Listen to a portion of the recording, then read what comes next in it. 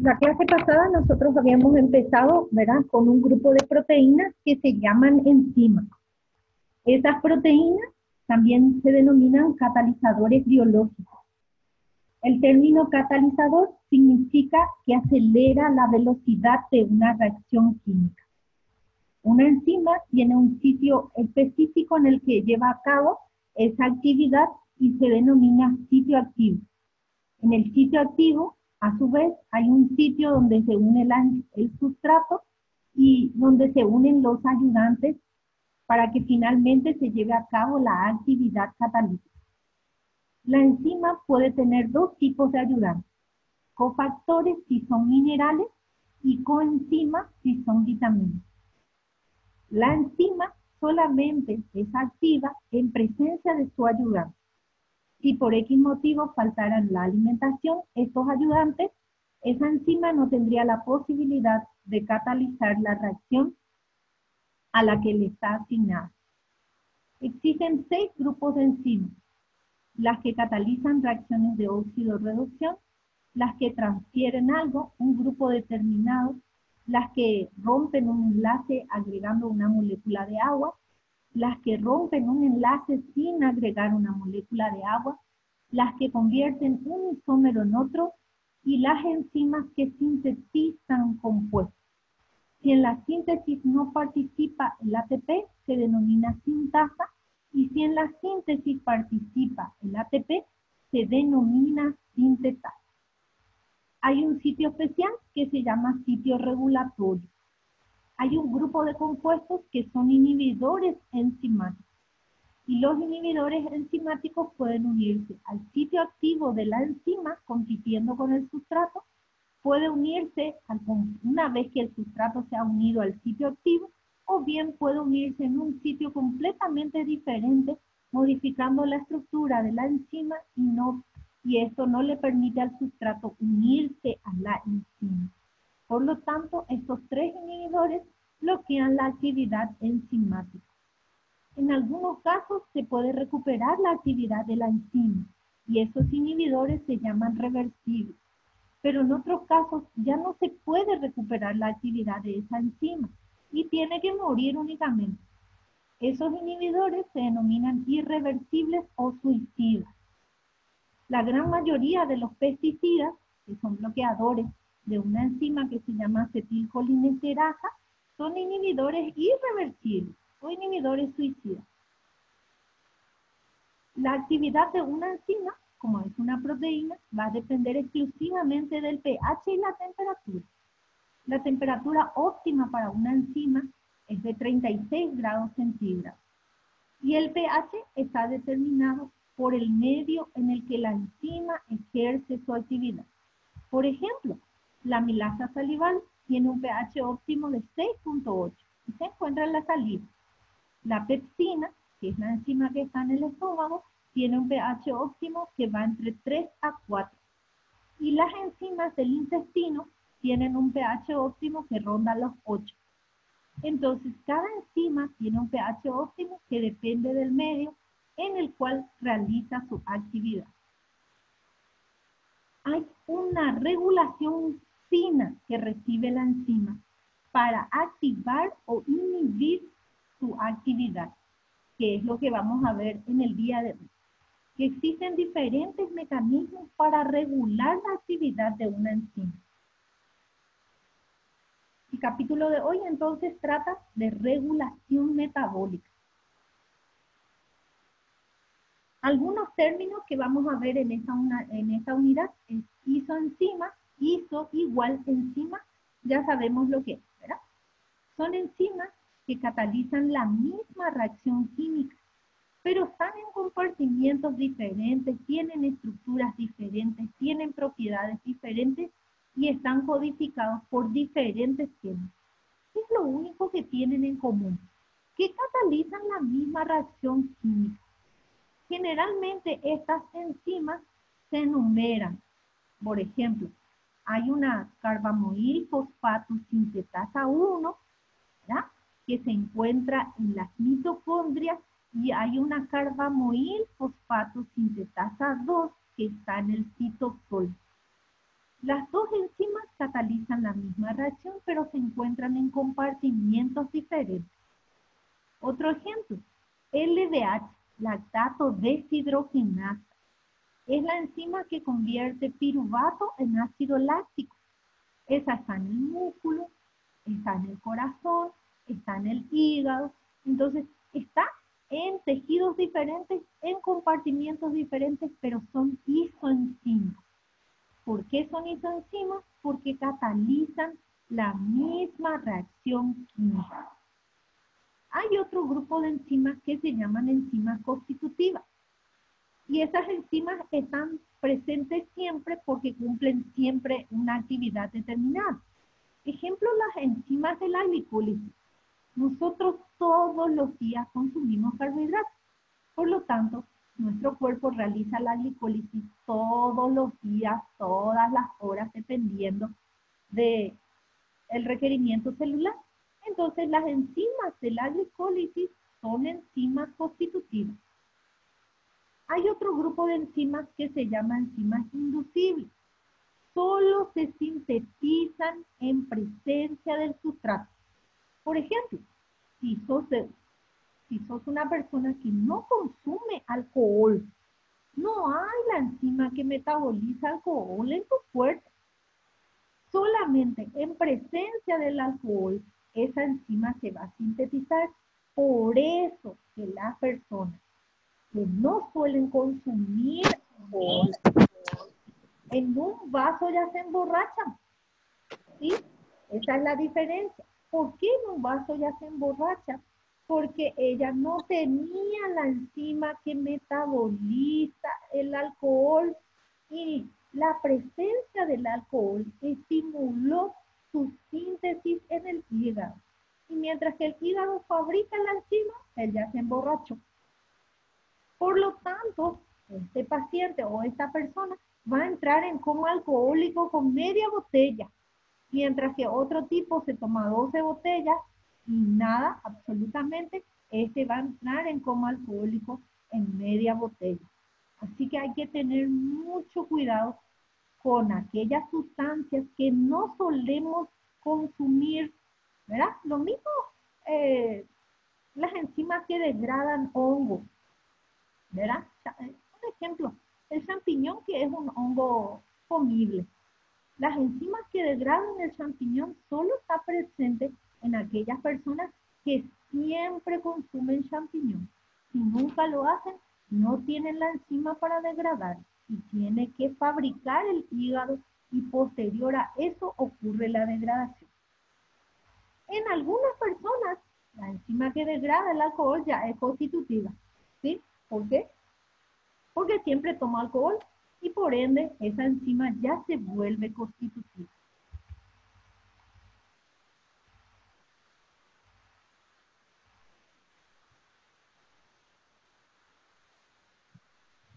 Bueno, hay otro término que vamos a ver que se denomina zimógeno. Es una proteína precursora, un precursor enzimático que no tiene actividad catalítica aún. También se llama preproteína, proenzima o preenzima. Estos son los sinónimos para los zimógenos. Todos los zimógenos terminan en geno. Tripsinógeno, imotripsinógeno, pepsinógeno, todos terminan en este sufijo que está aquí. ¿Por qué estas enzimas no se liberan ya de forma activa? Porque la gran mayoría de ellas catalizan la hidrólisis de proteínas. Les doy un ejemplo. En el estómago se encuentra el pepsinógeno. El pepsinógeno degrada pepsina, pero la pared del estómago, ¿qué es? La pared del estómago está formado por músculo liso. Entonces, ¿qué va a pasar si el estómago ya liberara pepsina activa? Empezaría a degradar la pared del estómago. Por ende, estas enzimas se secretan en forma inactiva y solo si está presente su sustrato se van a activar. Lo mismo ocurre con las enzimas que participan en la cascada de la coagulación. Nosotros tenemos dentro de nuestra sangre anticoagulantes. Todas las proteínas de la coagulación están en forma de fimógenos. Lógico, ¿qué iba a pasar si esas proteínas estuvieran activas?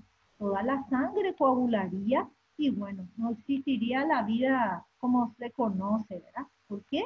Porque ya saben que la obstrucción del flujo sanguíneo, que es portador de oxígeno, produce la muerte celular. Entonces no hay posibilidad que una célula viva sin oxígeno.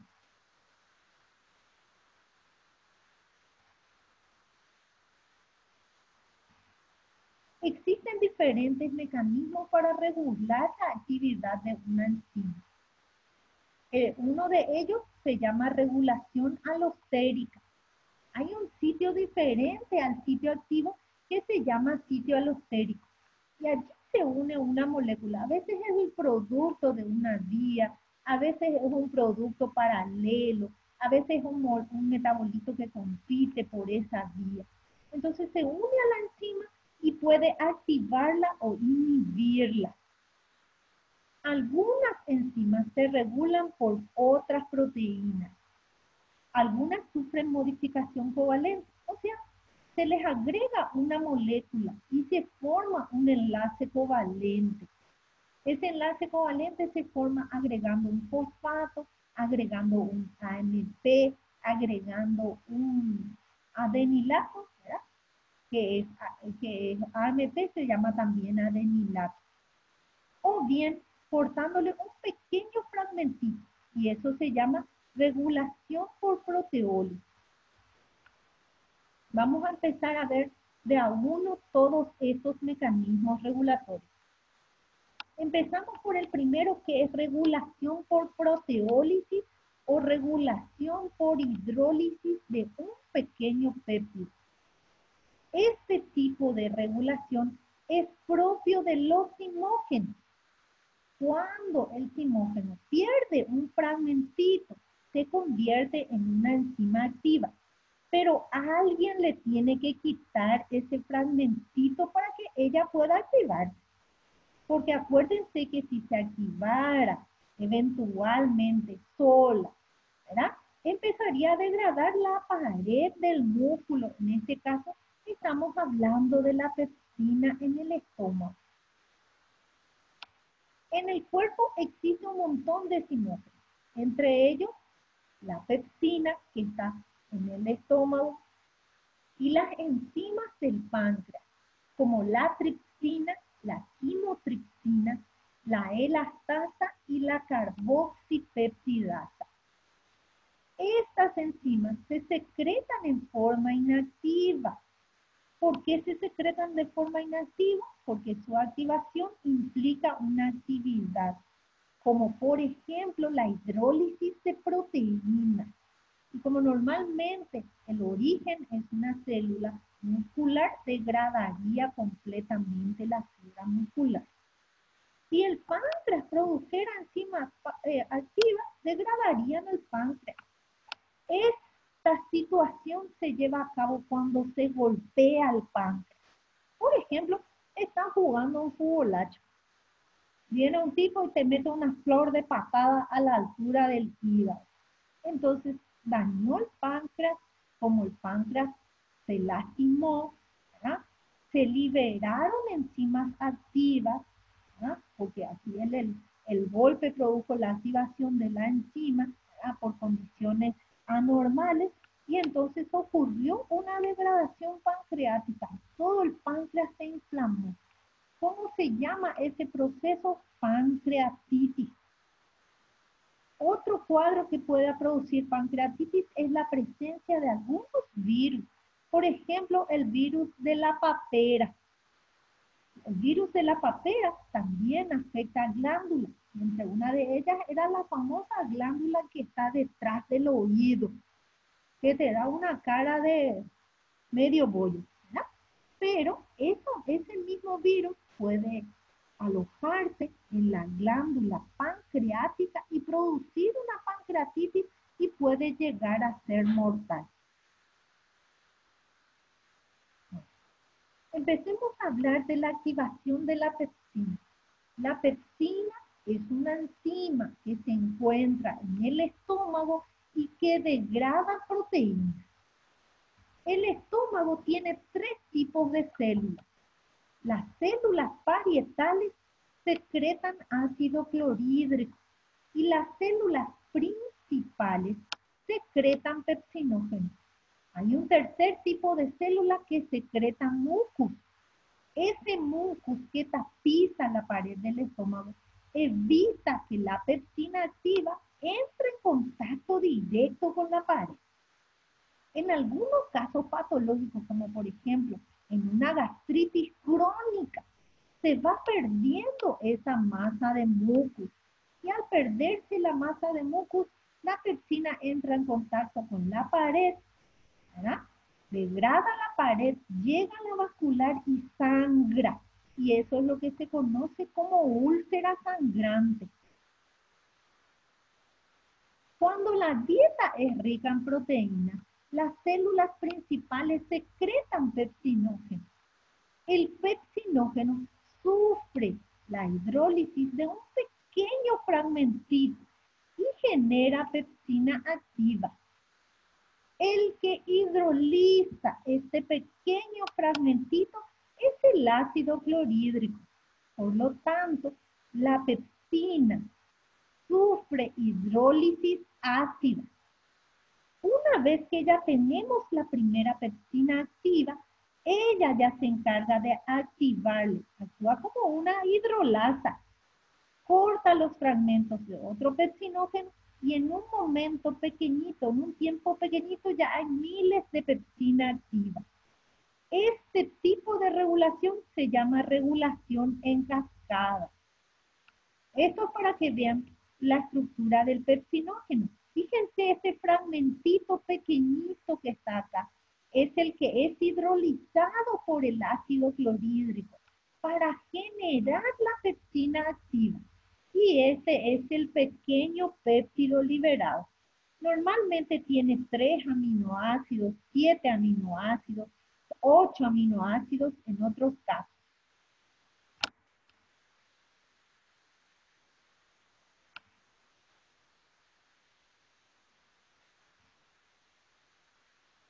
Un segundito, voy a ir a otra transparencia que tengo.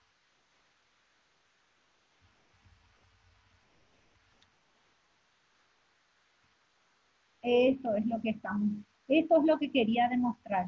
Fíjense, este A inactiva sería el pepsinógeno. El ácido clorhídrico convierte el pepsinógeno en pepsina activa. A partir de ahí, la pepsina activa va a actuar sobre otro pepsinógeno para generar otra pepsina activa. Y esta, a su vez, sobre otro pepsinógeno. Fíjense cómo va aumentando por cada cascada de activación, cómo aumenta el número de las enzimas. Por lo tanto, en un tiempo relativamente corto, tenemos un gran número de pepsinas activas. Este tipo de activación, en donde una enzima es capaz de activarle a otra de su misma clase, se denomina activación en cascada. La gran mayoría de los zimógenos tienen activación en cascada. El otro grupo de zimógenos era las enzimas pancreáticas. Hay entre las enzimas pancreáticas, que son 5, tripsinógenos, quimotripsinógenos, proelastasa, procarboxipeptidasa A y B y proaminopeptidasa. Se secretan toditos en forma de tripsinógeno. La colecistocinina estimula la secreción rica en enzimas del páncreas. Cuando aparece proteína en el intestino, la pared del intestino envía un mensajero que es la colecistocinina. La colecistocinina tiene receptor en el páncreas. Se une al receptor y le avisa que hay una comida rica en proteínas en el intestino. Entonces el páncreas envía la batalla de tijeritas. Son una tonelada de tijeritas envía, pero estas tijeras todavía tienen su sobreprotector.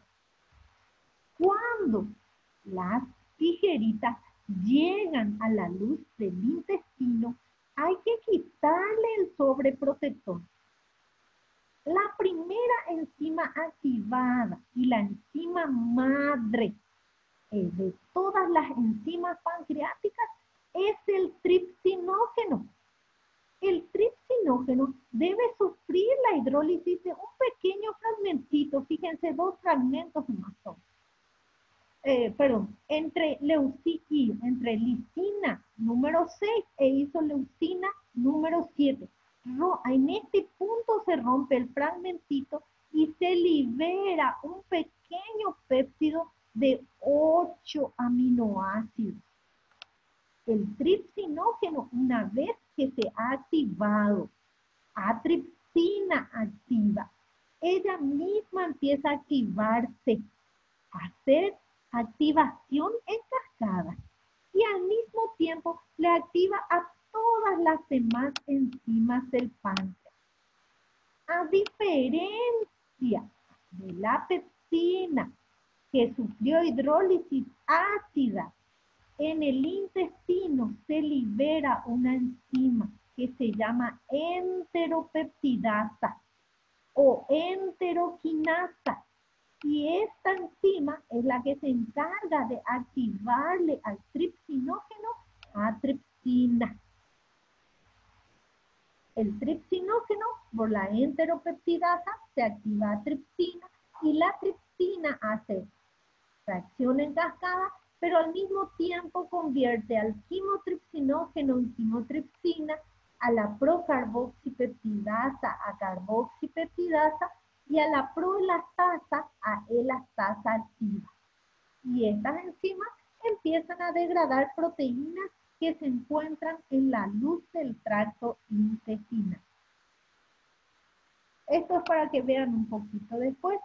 En el caso de la quimotripsina, donde ocurren los cortes, fíjense, se libera, acá se liberaron 2 aminoácidos y acá 2, o sea, la cantidad de péptidos eliminados son 2 y los 2 tienen 2 aminoácidos y con eso ya tenemos la quimotripsina activa.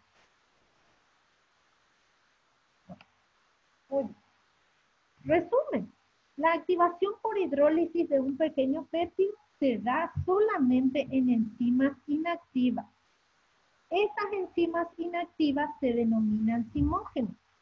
Ejemplos de zimógenos, el pepsinógeno en el estómago y los zimógenos del páncreas, que son tripsinógeno, quimotripsinógeno, prolactasa, procarboxipeptidasa y proaminopeptidasa.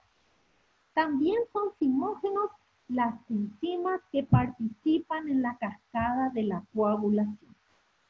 Una enzima determinada corta un pequeño fragmento del zimógeno y este ya se convierte en enzima activa. El segundo mecanismo se llama regulación por modificación covalente y consiste en agregar un fosfato o AMP. Esto se llama fosforilación y esto se llama adenililación a una enzima y esta puede activarse o inhibirse. Algunas enzimas se activan por fosforilación y otras enzimas se inhiben por fosforilación. ¿Cuáles son los residuos que son susceptibles de fosforilarse? La serina, la treonina o la tirosina. Esos son los 3 fragmentos que reciben el fosfato. Esta es la enzima en estado inactivo. El ATP es el donante del fosfato. Al donarle un fosfato se convierte en ADP y la enzima recibe su fosforilación. En este caso, suponemos que la enzima se activó, pero en otros casos también puede inhibirse. Algunas enzimas, en lugar de recibir un fosfato, reciben una molécula de ribosa fosforilada. Y este mecanismo de agregar una ribosa, bueno, en realidad es la ribosa unida a la adenina más un fosfato, y ese mecanismo se denomina ADP ribosilación. Y en otros casos, ¿verdad?, a la enzima le agregamos un AMP y eso se llama fosfoadenilación. Tres, entonces, pueden ser las moléculas que al unirse a una enzima pueden activarla o inhibirla. Un fosfato, un AMP o un ADP. Este es un ejemplo clásico de una fosforilación. Hay una enzima que se llama fosforilasa B. La fosforilasa B en condiciones normales se encuentra inactiva. Cuando una hormona estimula la síntesis de la molécula que es producto de la actividad de esta enzima, la fosforilasa B sufre fosforilación. Fíjense acá, el ATP le donó un fosfato y el ATP se convirtió en una molécula de ADP.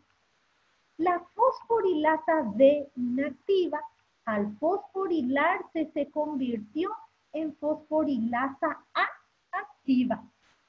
La fosforilasa cataliza, como su nombre lo dice, fosforilación, cataliza la fosforilación de un residuo de glucosa que se encuentra en el glucógeno. El glucógeno se hidroliza y libera la molécula de glucosa. Por lo tanto, esta hormona que está aquí es el glucagón, porque el glucagón es la hormona que libera glucosa hacia el torrente sanguíneo para que pueda ser utilizado en condiciones de ayuno. Esta hormona que está acá es la insulina. Si hay insulina, significa que hay mucha cantidad de glucosa en el torrente sanguíneo y no necesitamos degradar el glucógeno para liberar glucosa. Entonces, la insulina activa a la enzima inversa. Acá era la enzima que fosforilaba, que se llama quinasa, y acá la enzima que desfosforila, porque le quitó este fosfato a la enzima, se llama fosfatasa. Entonces, al quitarle el fosfato a esta enzima, ella se inactiva. Entonces, esta enzima, la glucógeno fosforilasa, se activa por fosforilación y se inactiva por desfosforilación.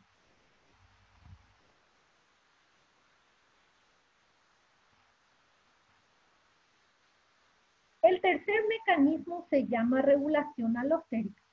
Habíamos dicho que en la enzima hay un sitio específico, aparte del sitio activo, y este sitio se llama sitio alostérico. Cuando un metabolito se une a ese sitio alostérico, produce un cambio en su estructura.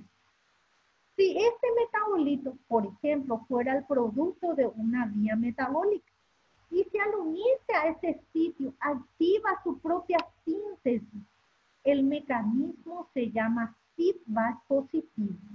Pero si el metabolito al unirse a la enzima produce una alteración en su estructura y la enzima ya no puede catalizar esa reacción química, el mecanismo se llama feedback negativo.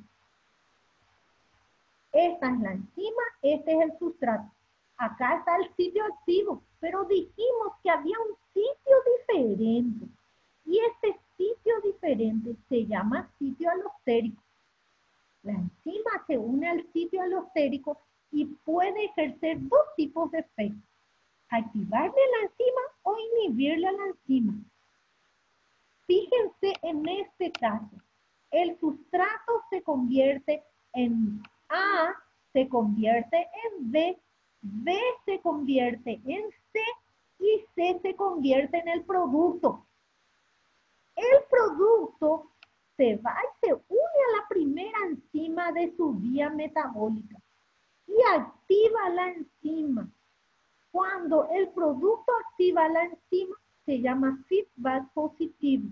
Pero cuando el producto bloquea a la enzima, el mecanismo se llama feedback negativo. Les doy un ejemplo. El ATP es producto de la cadena transportadora de electrones. Pero para que ocurra cadena transportadora de electrones necesitamos ciclo de Krebs.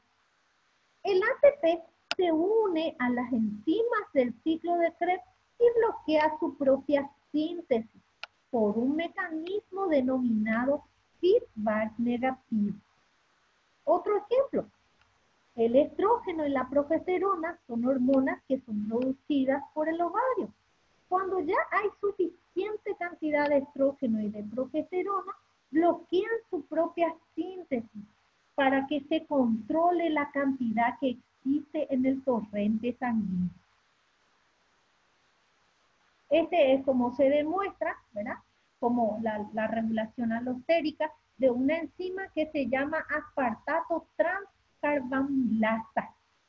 Esta enzima cataliza la síntesis de bases pirimidínicas, citosina, timina y uracilo. Cuando nos fijamos aquí, esta enzima está unida por 3 pares de subunidades regulatorias, que son estas uniones en verde. Cuando esta enzima se une a ella en CTP en puntos azules, a las subunidades regulatorias, produce un cambio en su estructura. Fíjense que esto estaba relajado y ahora esto está bien compacto. Este cambio del estado relajado al estado tenso activa a la enzima. Entonces, la unión del metabolito a un sitio determinado activa la conformación que se necesita para que la enzima se active. Tengo 30 segundos. ¿Vuelven a entrar, por favor?